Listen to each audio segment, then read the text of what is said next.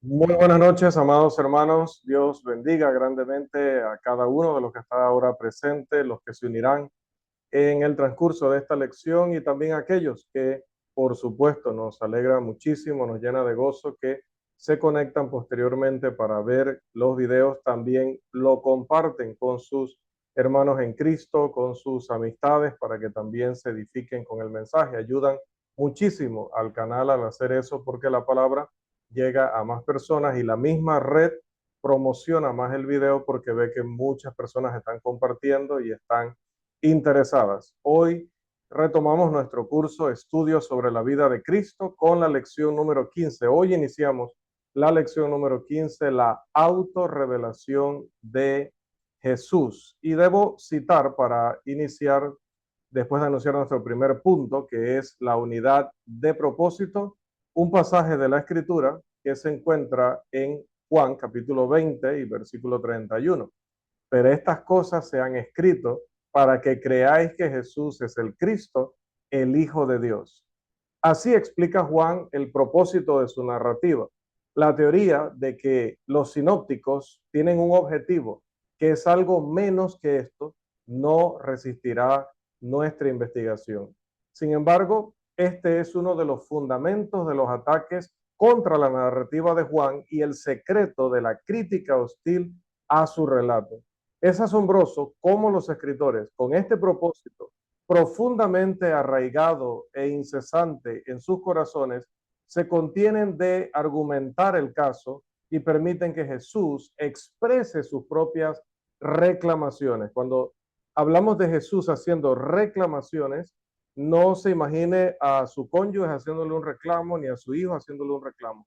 El contexto en el que decimos reclamaciones es cuando Jesús afirma quién es Él, cuando Jesús afirma qué atributos tiene Él, cuando Jesús afirma cuál es su obra. Esos son sus reclamaciones, es decir, Él afirma eso, Él está también publicando o declarando de manera explícita y directa a las personas, a veces de manera implícita, quién es y qué ha venido a hacer a la tierra en ese tiempo, ¿no? Ubicándonos históricamente. Ahora, ellos dejan, hablando de Mateo, Marcos, Lucas y Juan, que Jesús se revele en sus narraciones, tal como lo hizo personalmente durante su ministerio, en lugar de intentar ellos añadir sus argumentos sobre cuán ciertos y concluyentes o cuán ciertas y concluyentes eran las pruebas que él dio de sus declaraciones de ser Dios o de deidad. Más bien, estos escritores confiesan cuán lentos fueron ellos para entender y creer estas cosas. Verdaderamente, estas narrativas no están de acuerdo con la moda de la sabiduría mundana, donde el autor se presenta de la mejor manera posible. Acá los autores son tan honestos y objetivos que más bien dicen, Jesús dijo todas estas cosas, nosotros en el momento no las entendimos, no las podíamos manejar bien y fue hasta mucho tiempo después o algún tiempo después que con ayuda del Espíritu Santo pudimos entenderlas y ahora las registramos para que ustedes también las conozcan y crean que Jesús es verdaderamente el Hijo de Dios. Y en esa línea tenemos que pasar a este siguiente punto que tiene que ver con el testimonio de Juan. La principal objeción de los escépticos o de los incrédulos a los evangelios se concentra en la enseñanza que Jesús dio acerca de sí mismo. Esto, por un lado, es el corazón del evangelio cristiano y de igual manera es el centro del esfuerzo del modernista para debilitar la reclamación de Jesús de ser el Hijo de Dios y así reducirlo a un ser meramente humano. Juan comienza con la identificación de Jesús, el verbo, con Dios y cierra con la prueba culminante que Jesús presentó en su resurrección y que hizo que incluso Tomás, aquel a quien llamamos Tomás el incrédulo, exclamara con ferviente convicción, Señor mío y Dios mío. Juan registra tantas afirmaciones claras de Jesús sobre su deidad que el único recurso posible de aquellos que niegan su deidad es rechazar o repudiar la narrativa de Juan. Vamos a ver algunos de estos pasajes. Vamos a ver si nuestro hermano Agustín tiene acceso a micrófono para ayudarnos con estas lecturas, por favor.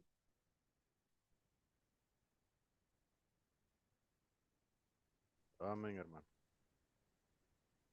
Yo soy el pan vivo que descendió del cielo. Si alguno comiere de este pan, vivirá para siempre. Los muertos No oirán se la le voz. escucha, hermano.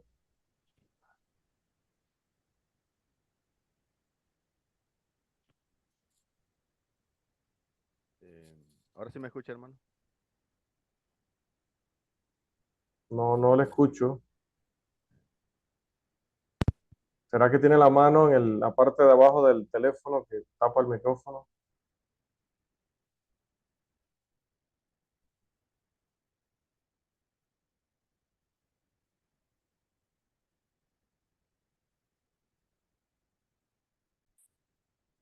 Bueno, por problemas técnicos vamos a hacer la lectura desde acá. Dice Juan 6:51, yo soy el pan vivo que descendió del cielo. Si alguno comiere de este pan, vivirá para siempre. Juan 5:25 al 26 dice, los muertos oirán la voz del Hijo de Dios, y los que la oyeren vivirán, porque como el Padre tiene vida en sí mismo, así también ha dado al Hijo el tener vida en sí mismo. Juan 8:12, yo soy la luz del mundo. Juan 8:23, vosotros sois de este mundo, yo no soy de este mundo. Siguen las lecturas, Juan 8:54 y el 58. Si yo me glorifico a mí mismo, mi gloria nada es. Mi Padre es el que me glorifica, el que vosotros decís que es vuestro Dios. Pero vosotros no le conocéis, mas yo le conozco. Antes que Abraham fuese, yo soy. Juan 10:30, yo y el Padre uno somos. Juan 11:25 al 27, yo soy la resurrección y la vida, el que cree en mí, aunque esté muerto, vivirá. Y todo aquel que vive y cree en mí no morirá eternamente. ¿Crees esto? Le dijo, sí, Señor, yo he creído que tú eres el Cristo, el Hijo de Dios, que has venido al mundo.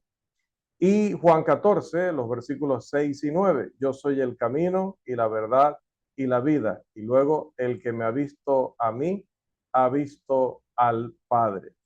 También tomemos en cuenta el testimonio del Evangelio según Marcos. La pregunta crítica es, ¿coincide esta presentación con la enseñanza de Jesús sobre sí mismo, tal como se informa en Mateo, Marcos y Lucas? Es decir, tomando en consideración los pasajes que habíamos leído en Juan. El modernista busca establecer que mientras los sinópticos representan a Jesús o presentan que Jesús se reveló a sí mismo como el Mesías, él no quiso decir con esto más que el hecho de que era el elegido de Dios y ciertamente que no era el Hijo de Dios, como entendemos la expresión hoy. Dado que ellos afirman que Marcos fue el primero en ser escrito y que hay un desarrollo de la doctrina de la deidad de Jesús que se puede ver en las cuatro narrativas, puede ser mejor considerar el Evangelio de Marcos primero. Y dentro de este punto veamos la expresión el Hijo de Dios. En lugar de que Marcos considere a Jesús meramente como un hombre y desee presentarlo como un hacedor de maravillas y un maestro extraordinario, pero nada más, él expone en las primeras palabras de su libro este impresionante resumen. Dice en el 1:1, principio del Evangelio de Jesucristo.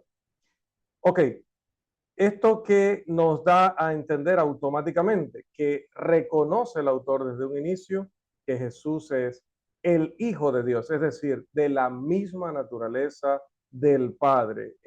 No es un hijo entre los otros hijos, es el Hijo de Dios. Este es su propósito, escribir un relato del Evangelio que muestra a Jesús como el Cristo, el Hijo de Dios. Ahora, escuche lo que Juan dice acerca de su propósito en Juan 20:31. Otra vez, pero estas cosas se han escrito para que creáis que Jesús es el Cristo, el Hijo de Dios, y para que creyendo tengáis vida en su nombre. ¿Se podría imaginar o expresar una unidad de propósito más completa? Y sin embargo, los modernistas insisten en que Marcos presenta una imagen completamente diferente de Jesús como un mero hombre y no desea probar que él es el Hijo de Dios. Toma el segundo y tercer versículos de Marcos y ¿qué encuentra? Lo segundo que hace Marcos es citar un pasaje de Isaías sobre la venida del precursor para preparar el camino para aquel que está identificado con Dios. 5 versículos más tarde introduce al Espíritu Santo en la narrativa cuando registra la misteriosa predicción de Juan el Bautista de que el Mesías había de bautizar con el Espíritu Santo. En el 10º versículo describe la maravillosa escena en la que el Espíritu Santo desciende del cielo y se une a Jesús en su ministerio terrenal. El siguiente versículo registra cómo Dios habló desde el cielo y declaró que Jesús era su Hijo amado. Ahora, no solamente el testimonio de Juan, el testimonio de Marcos, incluso veamos el testimonio de los demonios. Marcos registra continuamente la curación de aquellos que eran afligidos por demonios y el temeroso testimonio de los demonios, claro, rápidamente silenciado por Jesús. Y vamos a pedir a nuestro hermano Miguel que nos colabore, por favor, con estos textos del Evangelio según Marcos, 1:24, 3:11 y 5:7, por favor. Sí, dice así. Ah, ¿qué tienen nosotros, Jesús Nazareno? ¿Has venido para destruirnos? Sé quién eres, el Santo de Dios. 3:11 dice, y los espíritus inmundos al verle se postraban delante de él y daban voces diciendo, tú eres el Hijo de Dios. 5:7 dice, ¿qué tienes conmigo, Jesús, Hijo del Dios Altísimo?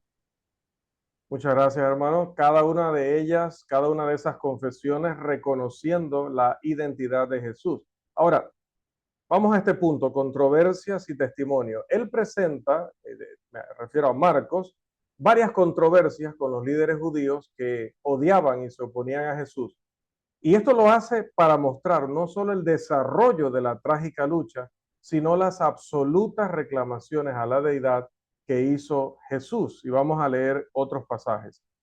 Por favor, 2:10 y volvemos al versículo 7 y 2:24 y vamos también al 28. Ahora sí me escucha, hermano. El Hijo del Hombre tiene potestad en la tierra para perdonar pecados. ¿Quién puede perdonar pecados sino solo Dios? Mira, ¿por qué hacen en el día de reposo lo que no es lícito? Por tanto, el Hijo del Hombre es Señor aún del día de reposo. Bien, el hermano Agustín intentó leer, pero sigue el problema del volumen. No sé realmente, hay un problema técnico allá, ¿verdad? Pero gracias, hermano Miguel. Esto que acabamos de leer se afirma en el párrafo de apertura de su libro, es decir, de Marcos. El mismo objetivo se persigue a lo largo de toda su obra. Consideremos también la buena confesión. Se hace mucho hincapié en el hecho de que el breve resumen de Marcos sobre la escena en Cesarea de Filipo omite la frase el Hijo de Dios en la confesión de Pedro, que es simplemente tú eres el Cristo. Pero Marcos muestra en el mismo capítulo que la confesión Jesús es el Cristo implica necesariamente que es el Hijo de Dios, como él ha declarado repetidamente y como queda claro en el registro por el testimonio de Dios en el monte de la transfiguración que siguió inmediatamente después de la confesión de Pedro, porque en el capítulo 9 y versículo 7 dice la escritura, y desde la nube una voz que decía, este es mi hijo amado, a él oíd. Y veamos también o consideremos la declaración final de Jesús. El testimonio de Jesús, cuando estaba siendo juzgado ante el sumo sacerdote, es de una importancia central en lo que estamos explicando. Y vamos a pedir a nuestro hermano que por favor nos haga esta lectura. Marcos 14, 61 al 64.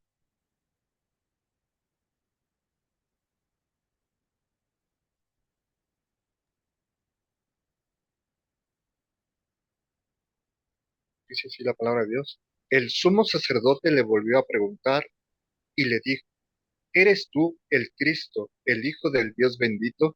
Y Jesús le dijo, yo soy. Y veréis al Hijo del Hombre sentado a la diestra del poder de Dios y viniendo en las nubes del cielo. Entonces el sumo sacerdote Rasgando su vestidura dijo, ¿qué más necesidad tenemos de testigos? Habéis oído la blasfemia. ¿Qué os parece? Todos ellos le condenaron, declarándole ser digno de muerte. Gracias. Otra vez, la identidad del Señor. El testimonio del centurión romano allá en la crucifixión también es registrado por Marcos en el capítulo 15 cuando dice, verdaderamente este hombre era hijo de Dios al verle morir y ver todo lo que pasó a su alrededor. En los versículos finales de su evangelio, Marcos afirma en el 16-19, y el Señor después que les habló fue recibido arriba en el cielo y se sentó a la diestra de Dios. ¿Cuál es el propósito de Marcos en su evangelio? A veces los eruditos afirman que el propósito de Marcos no era biográfico, sino teológico. Es decir, no dar tanto un recuento detallado, organizado, sistemático de la vida de Jesús, sino más bien sobre sus enseñanzas, sobre su impacto doctrinal. Esto no es lenguaje bíblico, pero sí se entiende que Marcos no escribió específicamente un libro de biografía, sino que tenía en propósito definido, o el propósito definido, de mostrar cómo fue que Jesús fue condenado a muerte o condenado y llevado a la muerte por su propio pueblo. Entonces, hay una verdad en esta afirmación de no estaba buscando hacer una obra biográfica, sino una obra teológica. Marcos no hace esfuerzo por registrar meras notas biográficas de la vida de Jesús. Hay un propósito profundo en cada incidente y declaración que introduce en su obra. Él intenta mostrar cómo Jesús reclamó ser el Hijo de Dios y cómo probó su reclamación, cómo sucedió que a pesar de ser el Hijo de Dios, el pueblo lo rechazó y lo crucificó, cómo los propósitos de Dios se cumplían en esto, cómo se ve en su resurrección y en la culminación del plan divino de salvación. Ahora, saliéndonos un poco de Marcos, nos vamos al Evangelio según Mateo y encontramos allí el pasaje decisivo. Cuando nos dirigimos al Evangelio de Mateo y al de Lucas, nos encontramos en posesión de la misma cadena de evidencia que viene presentando Marcos, ya que la mayor parte del testimonio anterior se cuenta 3 veces y además se presenta nueva y poderosa evidencia. El pasaje clave para toda la discusión sobre si Mateo describe o representa a Jesús hablando de sí mismo de la misma manera que lo hace Juan, se encuentra al final del capítulo 11 de Mateo en un texto que conocemos muy bien y rogamos a nuestro hermano nos pueda leer, por favor, Mateo capítulo 11, los versículos 27 al 30, por favor.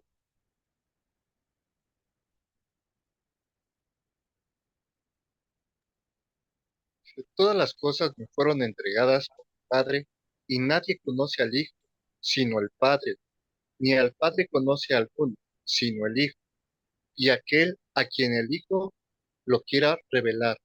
Venid a mí todos los que estáis trabajados y cargados, y yo os haré descansar. Llevad mi yugo sobre vosotros, y aprended de mí, que soy manso y humilde de corazón, y hallaréis descanso para vuestras almas, porque mi yugo es fácil y ligera mi carga. Esto está tan completamente o es tan completamente consistente con los informes de Juan que prácticamente suena como una cita de la narrativa de Juan.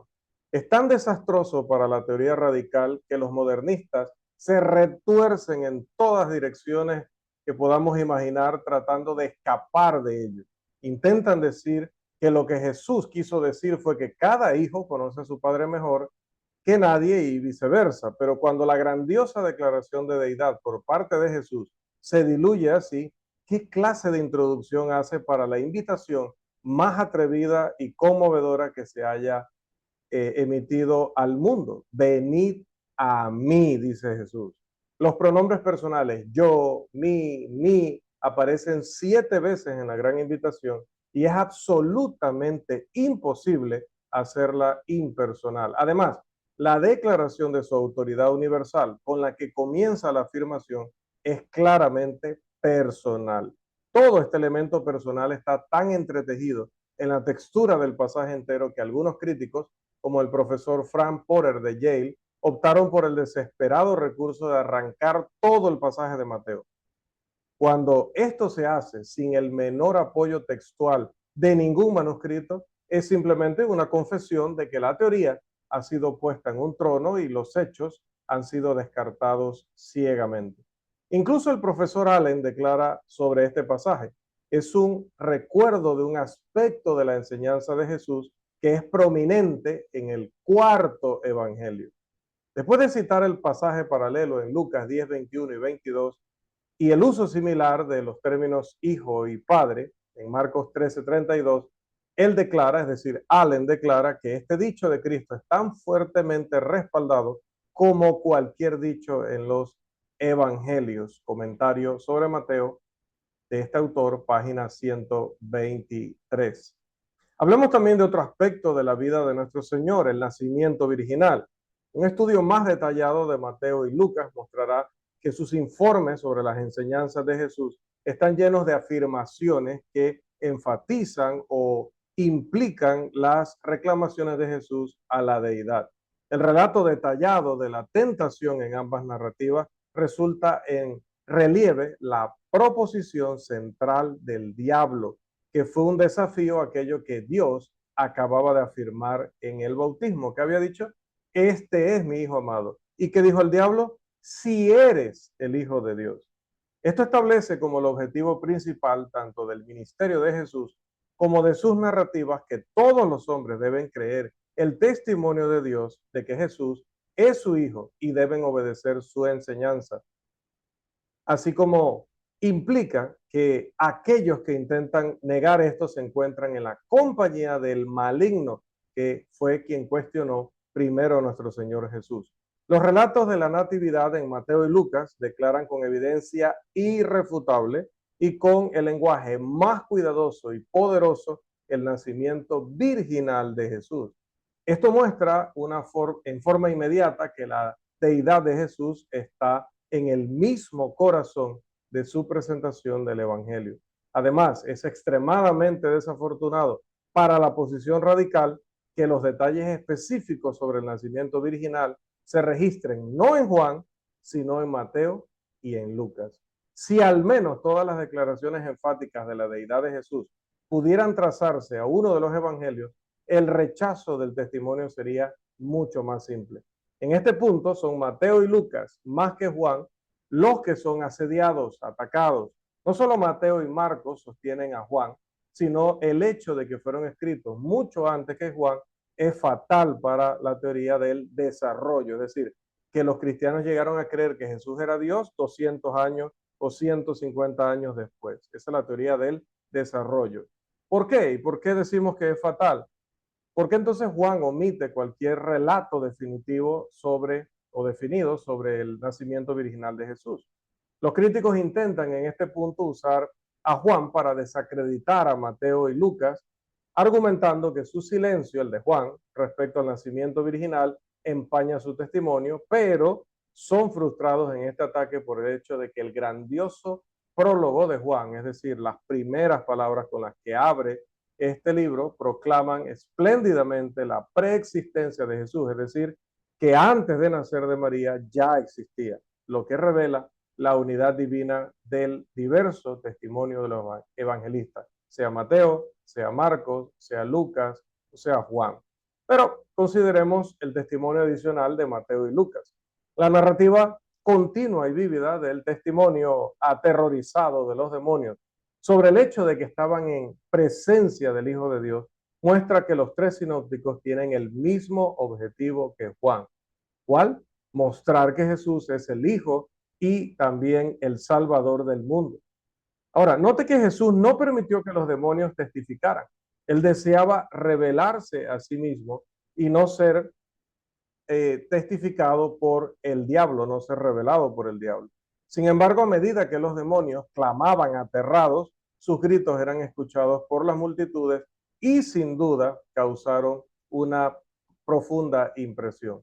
El hecho de que Mateo, Marcos y Lucas cuentan rápidamente repetidamente sus gritos muestra que estos detalles se introducen en la narrativa con el propósito de mostrar el poder y la autoridad divinos de Jesús, es decir, su deidad. Juan no introduce esta línea de evidencia porque ya había tenido en los otros libros que fueron anteriores al de él enfática y abundante expresión. Pero la evidencia que sí presenta tiene el mismo propósito y está en armonía con la de los sinópticos. Hablemos también de una evidencia o de la evidencia adicional, los sermones y parábolas de Jesús, que están mucho más plenamente reportados en Mateo y Lucas que en Marcos, revelan el mismo enfoque de intenso deseo de estos dos escritores por mostrar que Jesús afirmó o reclamó ser el Hijo de Dios y que volvería en gloria para juzgar al mundo. Las revelaciones decisivas de la persona de Jesús, de la persona divina de Jesús, en Cesarea de Filipo y en los juicios ante el Sanedrín y Pilato, se exponen claramente en los sinópticos. ¿Cuáles son los sinópticos? Mateo, Marcos y Lucas. ¿Por qué se llaman así? Porque prácticamente cuentan las mismas historias, pero dando diferentes perspectivas. De hecho, o detalles. Cuando más se examinan los cuatro evangelios, más impresionante se vuelve el testimonio sobre la deidad de Jesús que se registra en los sinópticos y no se menciona en Juan. Si el evangelio de Juan nunca se hubiera escrito, habría sido imposible que alguien leyera y creyera los relatos de Mateo, Marcos, Lucas y Juan y no aceptara la deidad de Jesús. En lugar de contradecir el testimonio de Juan, lo complementan de manera destacada. En lugar de enseñar una doctrina sobre la persona de Jesús que se queda corta a lo que dice Juan, presentan la misma doctrina con la más convincente variedad de testimonios. Entonces, ¿esto a qué nos lleva? A la caída de la teoría. La teoría radical de que los informes sobre cómo Jesús se reveló a sí mismo muestran un desarrollo constante desde Marcos, quien da poco de las reclamaciones de deidad, hasta Mateo, quien describe reclamaciones mucho más fuertes y comienza a omitir detalles que revelan la humanidad de Jesús, hasta Lucas, que avanza mucho más en este desarrollo, hasta Juan, que representa la culminación del desarrollo, se estrella contra la sólida muralla del testimonio cristiano temprano que afirma que Mateo fue escrito antes que Marcos. Además, según sus propias admisiones, Juan no fue escrito después del cierre del primer siglo. Y esto no permite tiempo para ese proceso evolutivo con el que suponen se desarrollaron los evangelios. El colapso completo de los esfuerzos para colocar estos libros en fechas muy tardías, más allá del tiempo de los apóstoles en el segundo siglo, ubica toda la posición modernista dentro de una, llamémosle, camisa de fuerza cronológica. Deben mantener sus posiciones sobre la fecha de los sinópticos lo más alejadas posibles de la muerte y resurrección de Jesús para poder atacar a los elementos milagrosos escritos en el testimonio bíblico. Deben mantenerlos lo más alejados posibles de la fecha admitida de Juan para dejar tanto tiempo como sea posible para el supuesto desarrollo de las ideas desde los sinópticos hasta Juan. Así que ellos colocan los escritos de Mateo, Marcos y Lucas dentro de una sola década, nombrando como regla el año 70 después de Cristo, y el largo proceso de desarrollo de ideas teológicas que suponían que tuvo lugar en los sinópticos durante un periodo de, escuché bien, 100 años. 100 años. Ahora deben afirmar que eso todo ocurrió en 10 años en realidad. Lo absurdo de esta suposición es evidente en sí misma. Finalmente, las citas de los sinópticos que se dan para probar este desarrollo en lugar de mostrar algún tipo de proceso, simplemente demuestran que los escritores brindan testimonio independiente y variado, algunos enfatizando en un rasgo o línea de evidencia más que otro. Hablemos del propósito de los milagros en esto. Una segunda objeción general al registro de la autorrevelación de Jesús en los evangelios o en el evangelio de Juan es la afirmación que encontramos de que en los sinópticos los milagros son principalmente una manifestación de la simpatía o compasión de Jesús o en el mejor de los casos de su poder y autoridad. En Juan son una revelación de su gloria divina y preexistencia, y cita Juan 2:11 el autor. Esto sugiere inmediatamente la reflexión sobre dónde Jesús mostró alguna vez más simpatía que en la tumba de Lázaro, por ejemplo. Pero cuando vamos a la historia de Lázaro, resulta que esa historia no está en Mateo, no está en Marcos, no está en Lucas, solamente está en Juan. Juan es el único escritor que registra la resurrección de Lázaro. ¡Qué maravilla! Muestra él tanto simpatía por María y Marta como el deseo de dar al mundo prueba indiscutible de su deidad. ¿Y dónde se encontraría alguno o alguna declaración más fuerte sobre el propósito fundamental de Jesús al realizar milagros, que fue traer fe en su deidad y por ende salvación a las almas de los hombres perdidos, que la que se encuentra en el capítulo 11 de Mateo?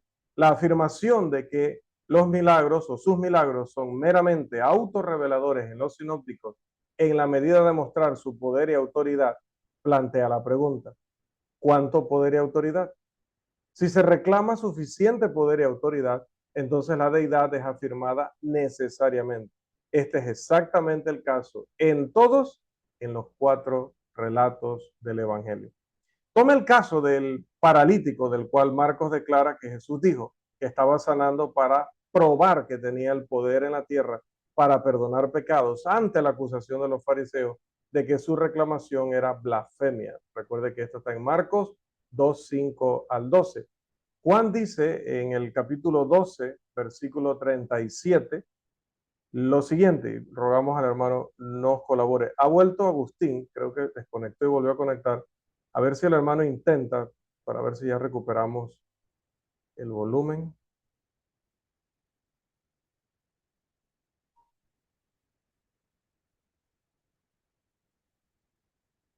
No, persiste el problema, varón de Dios. Así que probablemente hay que pedirle al Señor ahí provisión, hermano. Si es algún fallo técnico, ojalá sea algo que se pueda corregir después. A veces también en Zoom pasan estas cosas, ¿no? Ojalá sea un error y no algo en lo que haya que gastar. Bien, seguimos entonces con nuestro hermano Miguel, si hermano tiene la bondad de seguir ayudándonos con la lectura. 12:37 de Juan, por favor. Sí, nos dice el Solamente Señor. ese. Luego una explicación y luego vamos con el siguiente, por favor. Pero a pesar de que había hecho tantas señales delante de ellos, no creían en él. No creían en él, dice en este caso Juan. Pero ¿es esto más fuerte que el mismo lenguaje de Jesús reportado en Mateo 11:21? ¿Qué dice este pasaje, hermano, por favor? Ay de ti, Corazín, ay de ti, Betsaida, porque si en Tiro y en Sidón se hubieran hecho los milagros que han sido hechos en vosotras, tiempo ha que se hubieran arrepentido en silicio y en ceniza. ¿Se podría usted imaginar alguna afirmación más clara sobre el propósito de los milagros para llevar a los hombres a creer en Jesús que la citada desde los labios del mismo Jesús por Mateo en respuesta a la pregunta de dudas que tenía Juan?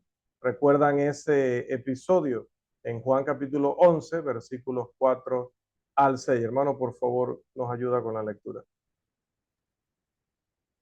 Id y haced saber a Juan las cosas que oís y veis. Los ciegos ven, los cojos andan, los leprosos son limpiados, los sordos oyen, los muertos son resucitados, y a los pobres es anunciado el Evangelio. Y bienaventurado es el que no haya tropiezo en mí. Los sinópticos están llenos de pruebas de que Jesús realizó sus milagros, no meramente por compasión o simpatía hacia el sufrimiento físico, sino para probar su deidad. La maldición de la higuera es un ejemplo bastante interesante. Todas las declaraciones de fe de las personas que fueron sanadas, realizadas tanto antes como después de la sanación, y la constante pregunta de Jesús, ¿crees?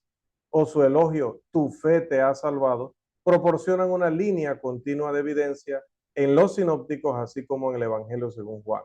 La implicación de toda esta objeción radical es que hay una contradicción entre el hecho de que Jesús realice milagros por compasión y su deseo de probar su deidad.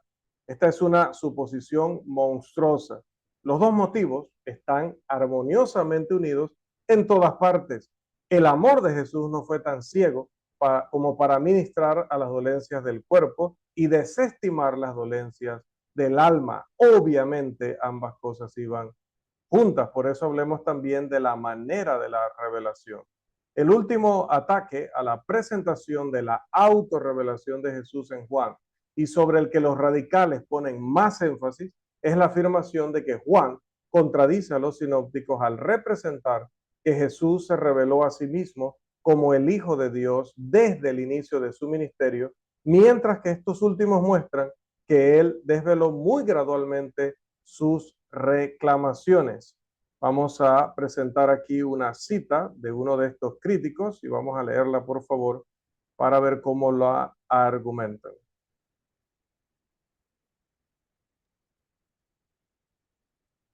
En los sinópticos encontramos un avance lento y ordenado en la revelación de la misión y las reclamaciones de Cristo. Él comienza predicando el reino de Dios, pero no dice nada sobre sí mismo como el rey, el Mesías tan esperado. Detienen a los endemoniados cuando quieren proclamarlos como el Hijo de Dios. Espera pacientemente el momento en que sus discípulos reconozcan lo que Él es y se goza mucho cuando Pedro, lejos en el curso del ministerio, lo declara como el Mesías, el Hijo de Dios. Pero incluso entonces les manda que no digan nada públicamente al respecto y solo en la última semana de su vida se deshace de toda reserva y anuncia sus reclamaciones divinas a cualquiera que pueda escuchar. En Juan no hay tal progreso. Todo es evidente desde el principio. El Bautista señala a Jesús como el Cordero de Dios que quita el pecado del mundo. 1:29. Sus discípulos desde el principio lo aclaman como el Hijo de Dios, el Rey de Israel. 1:49. A la mujer samaritana que busca al Mesías le dice, yo soy. 4:26. Y en sus discursos públicos desde el mismo comienzo enfatiza su deidad. Gracias, Gil, hermano. Divinidad, sí. Vamos a, igual, ¿no? Deidad o divinidad. Estos son los argumentos por los cuales dicen que hay una contradicción entre cómo Juan, desde un principio, hace ver que Jesús vivía diciendo que es Dios y que Mateo, Marcos y Lucas no, que ellos muestran que hubo un avance gradual y donde él solamente fue directo en ese tema al final de su vida terrenal. Pero vamos a ir viendo el argumento por partes. Hablemos de un mosaico divino. Esto suena como una teoría muy imponente, impactante y convincente por su sencillez o simplicidad, amenazante en sus implicaciones respecto a la credibilidad de Juan. Sin embargo, cuando se coloca la teoría en contacto con los hechos reales sobre el testimonio de los 4 evangelios, ¿qué sucede realmente? Bueno, que se encuentra en una contradicción absoluta con los hechos del caso, de tal manera que la única forma en que los críticos incrédulos pueden esperar defender su teoría es desmenuzando los registros con la más cruel violencia y descartando la evidencia que destruiría su teoría. El testimonio de Mateo, Marcos, Lucas y Juan sobre la autorrevelación de Jesús es como un exquisito mosaico bellamente entrelazado de manera misteriosa y maravillosa. Cuando se realiza tal esfuerzo, como en la teoría mencionada, para analizar y dividir el mosaico en alguna línea directa de separación que deje a los sinópticos de un lado y el evangelio de Juan del otro, inmediatamente se hace evidente que la complejidad desconcertante del mosaico descarta esa división. Es decir, los bloques de evidencia están tan encajados que se superponen o no alcanzan la línea teórica. Aquí un bloque se extiende demasiado, allí otro no llega. Aquí están absolutamente entrelazados. Lo único que el crítico exasperado puede hacer en su desesperada determinación de encontrar una línea de separación que demuestre una contradicción y le permita negar el testimonio de la deidad de Cristo es tomar un cuchillo y cortar directamente a través del mosaico sin considerar los hechos. Representar estos restos castrados como el diseño original y real requiere un curioso desprecio por los hechos históricos y una asombrosa confianza en la infalibilidad de la propia imaginación. Que su imaginación, pues, nunca se equivoca. Hablemos de las primeras palabras registradas de Jesús. Las primeras palabras registradas de sus labios son palabras de impactante autorrevelación, que es nuestro tema de esta noche. Se refieren a su persona, su conducta, su misión divina y su relación con el Padre. La frase crucial, mi Padre, aparece en esta declaración de Jesús. Escucha al niño de 12 años de pie en el templo, rodeado por los eruditos de la nación, decir a su asombrada madre y a José, ¿por qué me buscabais? ¿No sabíais que en los negocios de mi Padre me es necesario estar? Qué gran argumento para la teoría radical mencionada, si los críticos pudieran señalar que esta escena y declaración se registran solo en Juan. Ellos sostienen que Juan representa a Jesús como alguien que revela todo sobre su personalidad desde el principio y que los sinópticos lo describen como alguien que no habla de sí mismo, sino del reino hasta la escena en Cesarea de Filipo.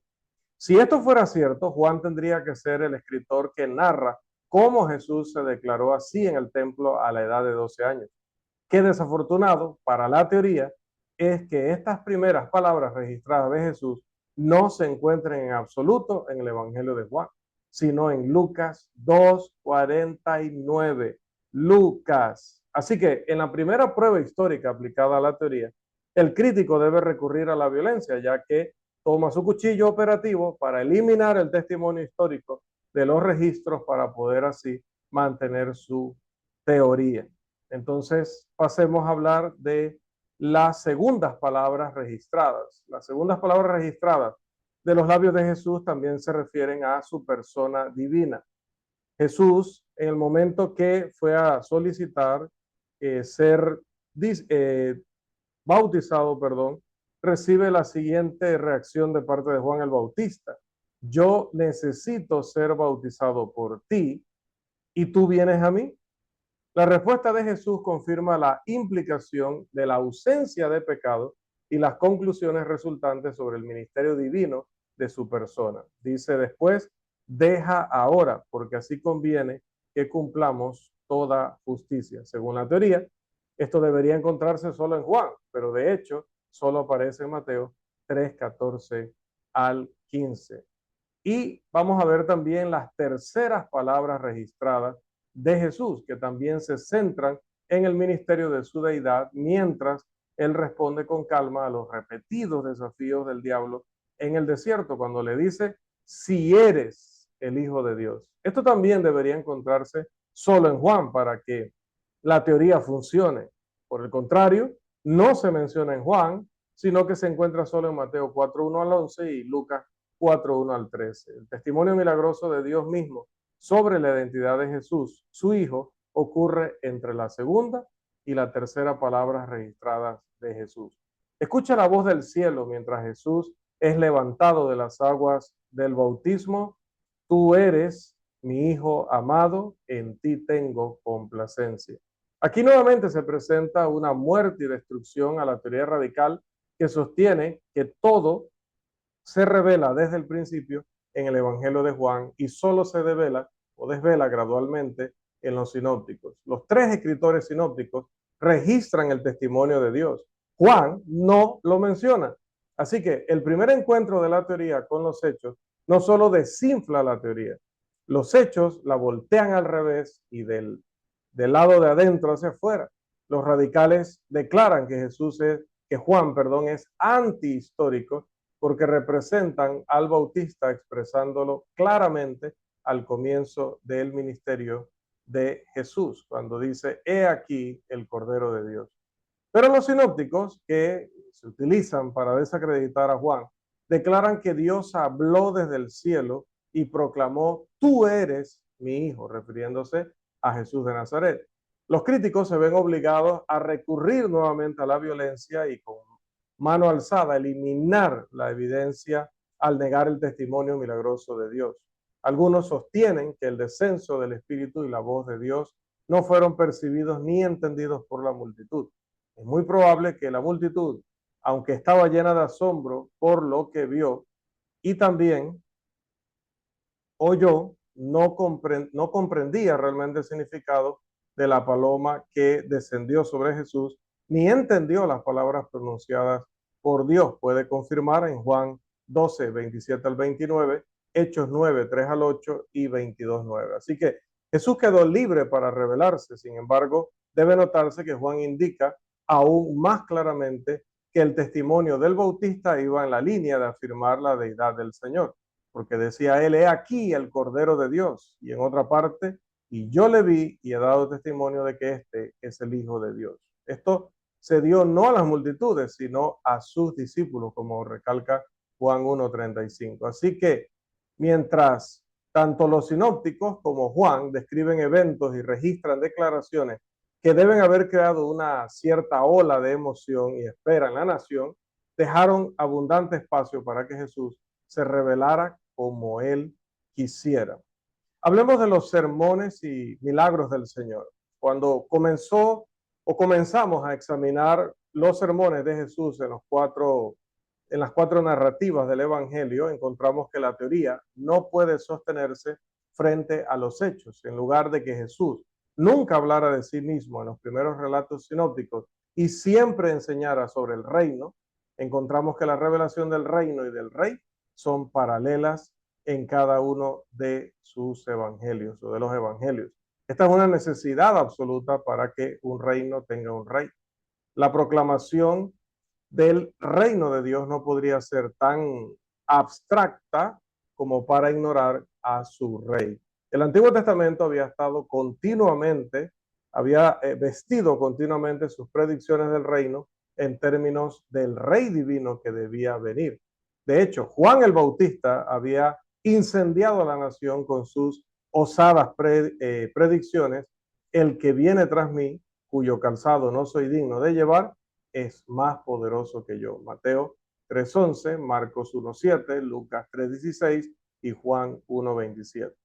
Estas predicciones fueron hechas por Juan después de que su ministerio había provocado las más emocionantes indagaciones en toda la nación sobre si él era el Cristo. Sí, llegaron a pensarlo en un momento. Dice incluso la palabra, Lucas 3:15, como el pueblo estaba en expectativa, preguntándose todos en sus corazones si acaso Juan sería el Cristo. Y Juan 1:19 al 20, este es el testimonio de Juan, cuando los judíos enviaron de Jerusalén sacerdotes y levitas para que le preguntasen, ¿tú quién eres?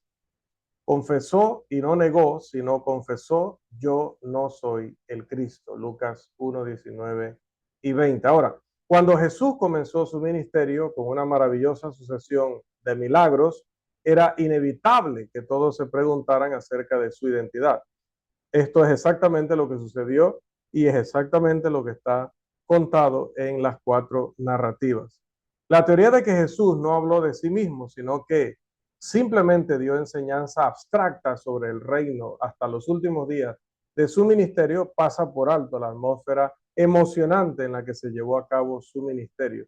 Niega los asombrosos milagros que acompañaron su deidad, esa deidad que él mismo vino a revelar, y esto desde el principio, ya que construyeron una autorrevelación de Jesús y obligaron a la gente a conclusiones que él no necesitaba afirmar cada vez que se realizaba un milagro. Entonces a esto lo llamamos el testimonio armonioso.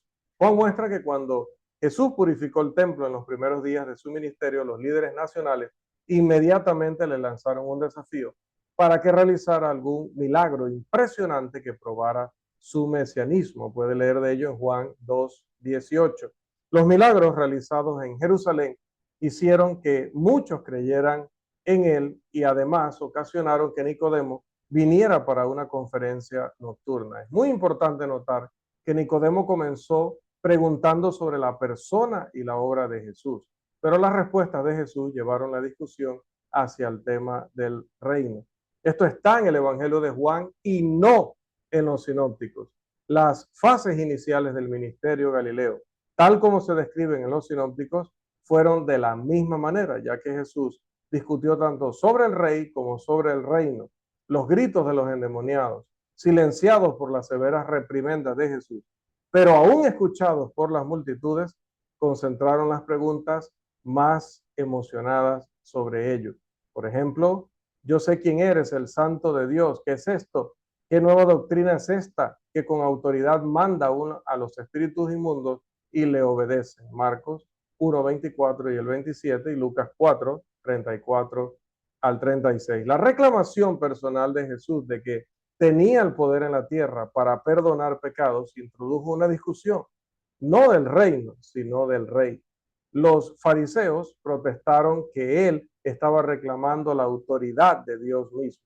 Jesús respondió no con una discusión allá abstracta en la nube sobre el reino, sino que con un milagro que probó las reclamaciones divinas del rey, su hijo amado. Podemos leer Mateo 9:2 al 8, Marcos 2:5 al 12 y Lucas 5:18 al 26. El temor y el asombro llenaron los corazones de la gente y su asombrada reflexión muestra cómo sus pensamientos se centraban en la persona y la naturaleza de Jesús. De hecho, llegaron a decir al inicio del Evangelio, nunca hemos visto tal cosa.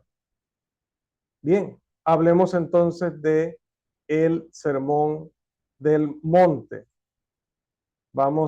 Aquí hay unos pasajes que cité. Ahí está, y ese es el siguiente punto. El Sermón del Monte contiene una revelación impactante de la persona divina de Jesús, porque a lo largo del mismo él está discutiendo del reino, pero observe cuántas veces el rey entra en la discusión. Cuando os persigan por mi causa, dijo, no he venido a destruir o a abrogar, sino a cumplir. Yo os digo, no todo el que me dice Señor, Señor entrará en el reino de los cielos, sino el que hace. Todo el que oye estas palabras mías y las hace. El Sermón del Monte es la cita favorita de los radicales para probar que Jesús discutió sobre el reino y no sobre el rey en los sinópticos. Pero esto por sí solo es más que suficiente para destruir esa teoría. Jesús es el rey. La implicación es que aquellos que no lo aceptan como Señor no entrarán en el reino, así como aquellos que lo llaman Señor, Señor, pero no obedecen. Esta misma presentación de sí mismo, más velada o más velada a veces que otra, se ve a lo largo de los sinópticos y es especialmente directa y enfática en el sermón registrado en el capítulo 11 de Mateo. Lea nuevamente todo este sermón con sus grandiosas declaraciones de deidad y su presentación de la evidencia y va a valorarlo tanto como este servidor. Hablemos del sermón también en Nazaret. Un ejemplo muy importante se ve en el sermón en Nazaret al comienzo del ministerio Galileo. Jesús leyó como un texto, una brillante predicción mesiánica de Isaías, pero hasta ahí estaba bien todo. El problema fue que se lo declaró a sí mismo, o se declaró a sí mismo como siendo el cumplimiento de esa expresión, ¿verdad? Entonces aquí tenemos que leer un pasaje como este que vamos a compartir. A ver, el sermón en Nazaret. Se me están quedando los puntos, ¿qué les parece? El Espíritu del Señor, este es Lucas 4:18 y 19. El Espíritu del Señor está sobre mí por cuanto me ha ungido para dar buenas nuevas a los pobres. Me ha enviado a sanar a los quebrantados de corazón, a pregonar libertad a los cautivos y vista a los ciegos, a poner en libertad a los oprimidos, a predicar el año agradable del Señor. Su sermón no se registra más allá de la afirmación inicial de que él era el cumplimiento de la profecía de Isaías, pero la emocionada discusión de la gente al final no concernía tanto en el reino, sino en las reclamaciones personales de Jesús mismo. Y eso llevó al furioso intento de la multitud incrédula de destruirlo. La teoría de que Jesús no reveló su persona en la primera parte de su ministerio, como se registra en los sinópticos, encuentra una refutación letal en este pasaje de Lucas 4:16 al 30 para tomar allí todo el contexto. Bien, hablemos también respecto a el método divino. cuál es el método divino. Los estudiantes del libro de los Hechos a veces se sorprenden por la variedad de respuestas dadas a la pregunta suprema de la vida: ¿qué debo hacer para ser salvo? Un estudio cuidadoso del contexto en cada caso mostrará que la pregunta siempre recibió la misma respuesta: fe, arrepentimiento, confesión, bautismo y una vida de servicio dedicado a Dios. Aunque no todos estos elementos se mencionan realmente en la respuesta específica a la pregunta en ninguna ocasión, por lo menos que yo sepa. La respuesta inmediata dada en cada caso difirió según la situación particular del oyente, pero los elementos de la respuesta completa están claramente implicados en el contexto. El mismo método se usa o se observa en la delineación de la autorrevelación de Jesús en los 4 evangelios. Hay una presentación constante y armoniosa. A veces él se reveló más claramente que en otras. Hay un crescendo gradual, un clímax en desarrollo distinto en cada una de las narrativas, aunque los detalles son tan a menudo completamente diferentes. Hablemos de principios generales. 2 consideraciones generales se muestran claramente como gobernantes de la manera y el grado de la autorrevelación de Jesús. La actitud, en primer lugar, la actitud, situación, antecedentes y motivación del oyente. En segundo lugar, el estado de ánimo público en la comunidad o la nación, porque un desvelar demasiado repentino y completo de su persona divina y su ilimitado poder se habría autocancelado. El amor de Dios, así como el poder de Dios, tenían que ser revelados. La naturaleza espiritual del reino, así como también el poder infinito del rey.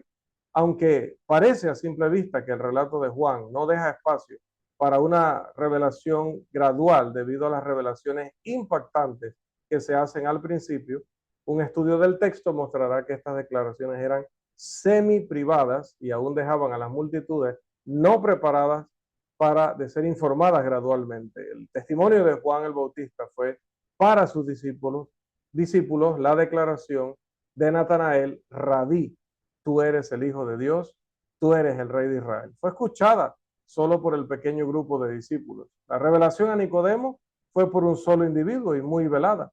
Juan 3:16 nos parece muy claro, pero toda la conversación fue un enigma estimulante para la desconcertante estimulante pero desconcertante para la persona de Nicodemo.